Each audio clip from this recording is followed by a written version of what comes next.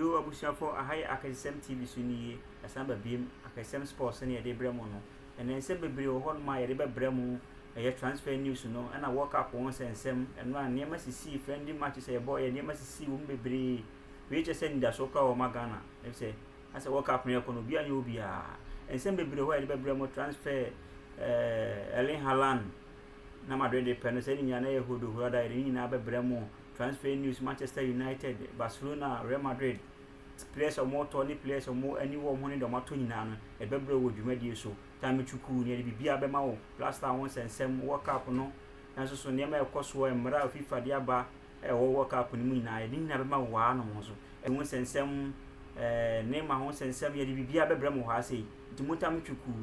dwumadi ejina ekoma enema bebre ane ye de bremu e wo dwumadi yi so na nkofo a so yasene edi dwuma we de bremu no eye Bicop Travel Center o pese o tu kwan ko ba bia o wiasa fanamu a eye Bicop Travel Center omo ena di bibia obe bibia ma onya kulunu bia ni onya aza onya ohwe onju sika kese bia o do betu kwan Dubai pese o ko Europe bia o do be ko Bicop Travel Center eho ena obenya obi bia so pese o tu kwan uni passport uni birth cert obayi bibia ma ni na so be contact no contact no anu no oni ni ayi bibia wi kwa chane number no eye 0257 369413 0257 369413 o contact Bicop Global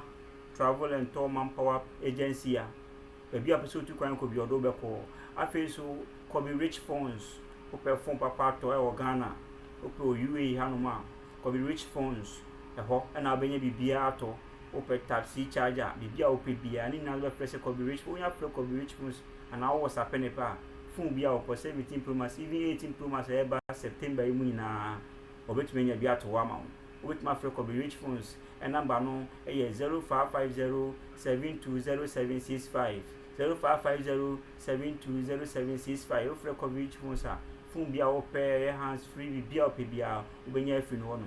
abusiafo yen hyase a na yen hyase free anu a friendly games a eba so enra abusiafo ensem bebre na esiye ensem bebre na esi wo friendly games ni and that's what we say Ghana Blasters you bet me qualify span you bet me qualify o group ni se me ne de nko a enra so Panama chire bibi enra ye hyase free friendly games a teams ne bobo mo e de akọ World Cup no na no friendly games a eba so na ebi ni Iran e she Mali 2-0 Sweden and Greece ball 2-2 Spain la mi yaman crofo no omuni Iraq ball 1-1 and no a shocking results e ba ye and say Ivory Coast e che France ball ne kamienu mo timu ba ko asem hwede me say madwen ho amenti ase Panama e che Dominican Republic e she ne 4-2 South Korea she El Salvador e ka ba ko a wantumi anti Kenya ene Lesotho boy omo so omo de bo omo kakra omo so bo 1-1 matches bebre ena mo boy ba emre nti yetumi fa ni nyina embre mo se matches bi wo no ma ehon hyeda enye wiisa afenso yanko matches a ewo ho no ma ye de bre wo omo be bo no on the 7th a ewo ho no mo no e Brazil ewo ni match a woni Brazil and Egypt ewo ayokufa kan se omoni besi so on the 7th June ye 1 o'clock an matching ewo Brazil kuro ni so eho ana omode omo last match a ombebo ewo friendly match ni ansa na mako World Cup no omode be hye so chanso so na USA and Germany so ayokufa kan se omode be hye so on the 6th of June the 6th of June say that na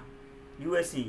and Germany the bebo so ayokufa kan si na Ghana Blasters nso so a hye match ba ko a omo so ni Jamaica e de bebo so on the 10th of June omo de boss wa no so last match no na menim de Inter Blasters boss a match no that time no say and the chin yes at World Cup no see abi people see ya da semba but in 24 so share no enti no no de o ho no ma e de mamu no enti atiefo eni ahwefo mo me yanko transfer news no so na transfer news no so no e na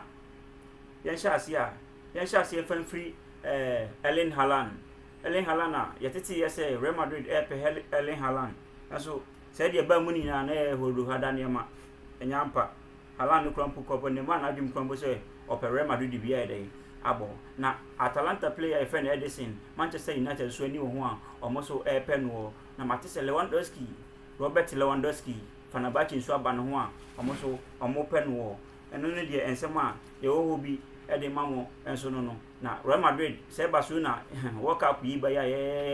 obi ani wo World Cup no so no Barcelona eto no Real Madrid so ani abro no so togu mu pa Dumfries Inter Milan as a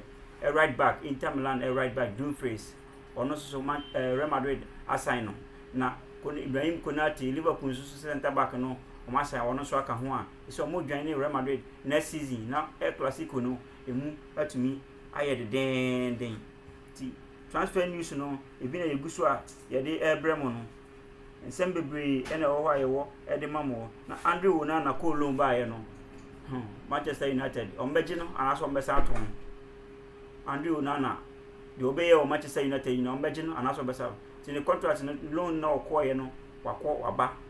wasa Manchester United Ceballos Real Madrid Ceballos ayasin so ani wo ho mo pene pa na Liverpool afa Bournemouth coach no o ma sign no Arola o ma sign no so on ye Liverpool new coach o ma sign no na Jose Mourinho say players amienu a wonya no sisi amprempo mu no ebeboa ne pa ama ne team no betima hihye ne ye Dumfries ene Konata wonya mu wa kire ho no ebema akire ho no ma strong if say last season na injury ha o mo pa injury na tete wo mo na yankola liga ni mu a Hansi Flick asande back to back coach of the season wajine back to back Hansi Flick wajine back to back na Bernardo Silva na transfer ho sesem no nim say Barcelona do akwawi say na wonko Barcelona nwie kura Atletico Madrid so atwiniti tisia no Bernardo Silva na okuta jese mienu yo okuta Atletico jese okuta Barcelona jese isia ohu team onko no na yanko World Cup ni mu sensem kakra na Thomas Partey na ho sensem aba say England for say omon twene emo players no emfa omon sa enhia omon sa yam enchia Partey efi say Partey aye ni mo ho ne ma bi a afi de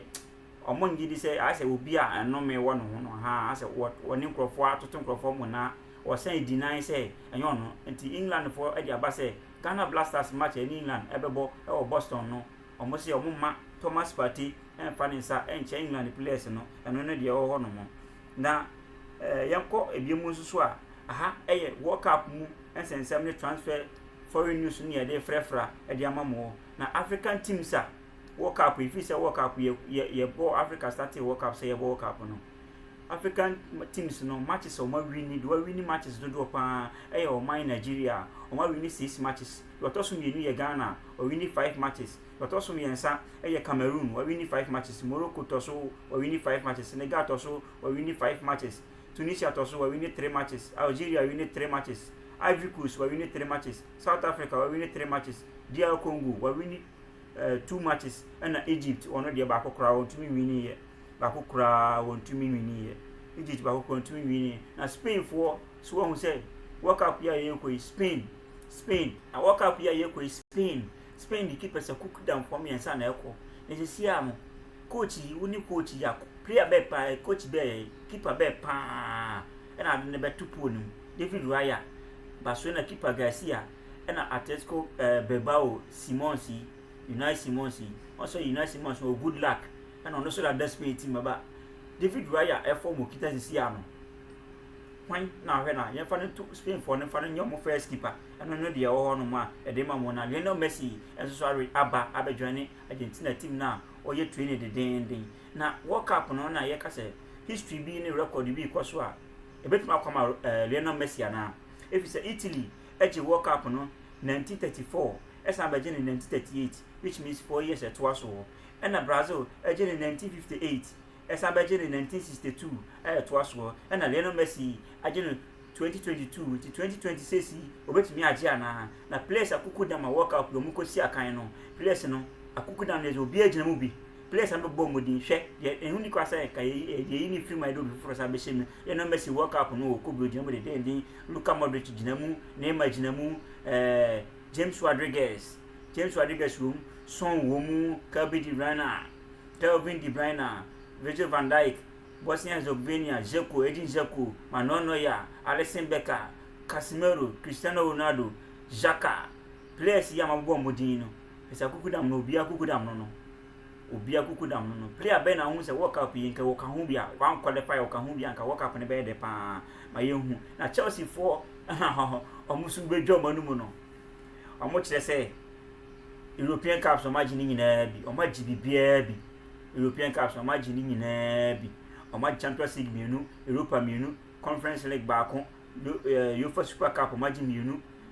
Champions League ene crop for bibia o magi Club World Cup, FIFA Club World Cup o so magi cup o magi nyina bi.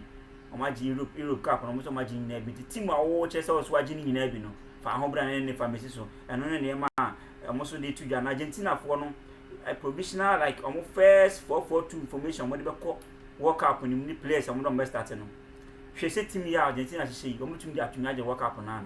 eye Emiliano Martinez da po ni mu Molina ejina mu e wo defensive one no Romero enso jina mu defense Otamendi Tagliafico na Simons Diego Simeone ba no Enzo Fernandez Laceto Lesoso we the Dina is Lesotho country ni pa Lesoso GDC sa player no be ball Tottenham kakra sia o Rebetis Nico Pass okuta form pa Real Madrid ni na chi de den na Lionel Messi na Julio Alvarez team Argentina first leg on betumi match bi on be World Cup ni place winner coach na so best at home wo ni say player bi won Messi ko de start eja obi ana comment section o tro na yehu aha ai Akadesem TV so ni like na subscribe na share na comment section wono should be fat wono na Blasters players amese work we am from no mo prepare no players I am from mo prepare no ebi ni Kudus wankobi Alexander Jiku ankobi Joseph Prince wankobi Abdul Salis Ahmed ono so wankobi Andrea Yu wankobi Majid Ashmeru wankobi Chese players be Tariq Lamptey wankobi players ne de ka se wo ba edosun players o mankobi ni bebre na Rafinha and so start training ono so edin the training no so koso de den na nya bre papa Rafinha nya bre papa e so watch tini pugu de den na Blasters ho nsem na yesa ka bi mu no Blasters ho nsem na yesa de hyemu e se ni nyina ka favorite bit no we fi se e World Cup na e ko World Cup so de Rafinha wan yo mu nyina ba so na ne hen ayi na e bo baako tini na ye favorite bit Blasters midfielders Black Stars midfielders no season ya etwa mu on performance on put in place obia boy minute or boy no na me de bro no player Elisha Owusu Thomas Partey Calibrienchi Kwesi Sibu na Augustin Boache sa akrofo wie mu no yenhwe on performance on put on club side ne say on performance on put in on club side no ebetimi abo ma Ghana midfield net me gina ma yetimi qualify group stage me World Cup ye ka se beji ebetimi agia enti Elisha Owusu about 29 matches on the club side about 2349 matches minutes and boy one goal kura wan share assist wan ye bi key passes on my 12 and only Elisha Owusu oze AJ was there one of France mamu performance of putting in place in yam Thomas Partey so Thomas Partey about 31 matches about 1318 minutes and ma Villarreal goal wan share bi wa ma assist key passes on my 16 Thomas Partey so Villarreal no a brow ball last season here no Calibrienchi about 34 matches about 2969 minutes and about a demand in the club side no and also 2 goals on my 6 assists the passes accurate passes are on my 33 passes and on my demand the club team are obono Kwesi Real Oviedo about 27 matches 1778 minutes and boy one should go assist our mabi key passes on my mienu 4 key passes 4 and on my and only your Kwesi no Augustin Boache and so about 34 matches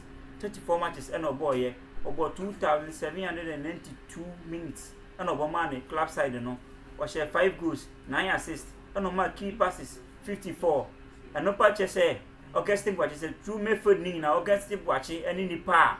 ne body mo wɔsoro pa Ghana midfield mu nti Carlos Queiroz coach Carlos Queiroz Augustine Boakye ɛsɛ starting no ɛsɛ starting the performance wɔ puti no wɔ ne club side no a atwa mu no ɛno no kyerɛ sɛ masa boy no wayade last season ɔbɔ pa akyɛ players ni nyinaa ɛno ne nsɛm a yɛde ma ho ɛwɔ Blaster na Lamine Yamal ɛno a Spain me say World Cup yo Ghana yɛyɛ yɛn ho betumi agye ɛno a Iraq ni Spain ni Iraq o ɔmo de hyehyɛ so no petre Ferran Torres bɔtum petre sa 1-1 ɛna ɔmo bɔɔyɛ 1-1 ɛna ɔmo bɔɔyɛ ɛno no Lamine Yamal ba ɛbɛkyerɛkyerɛ ne Spain foɔ entire ɔmo hyehyɛ de bɛkɔ ɔmo de bɛkɔ World Cup na Lamine Yamal hyɛ bi opiapia bɔɔl no kita bɔɔl no ne edi nkɔmɔ Inaki Williams Nico Williams ne nkrɔfoɔ ɔmo di nkɔmɔ wɔ park no so no Lamine Yamal no na yɛsɛ World Cup yi na yɛde asi flight ma Qatarfoɔ de kɔ yi Qatar Airline opɛ flight de akɔ US Mexico Canada yi bia Qatar Airline ɔmo de World Cup no asi ɔmo flight ne mu sɛ hwan ɛna ɛbɛgye World Cup no ɛno ɛna ya wagye fom de na World Cup agye ne ho ada so ɛno no na Ghana Blasters ɛna yɛsɛ ye goalkeepers mienu a yɛsɛ yɛn special goalkeepers mienu a yɛwɔ sisi ano yɛ Atizigi ɛna Benjamin Asare ɔmo mienu hwan ɛna yɛfa ne ntupo nim saa nkɔfo mienu we hwan ɛna yɛfa ne ntupo nim na Zlatan Ibrahimovic akasa fa Barcelona ho ɛsɛ Barcelona etumi sign Alvarez deɛ ɔgɔde deɛ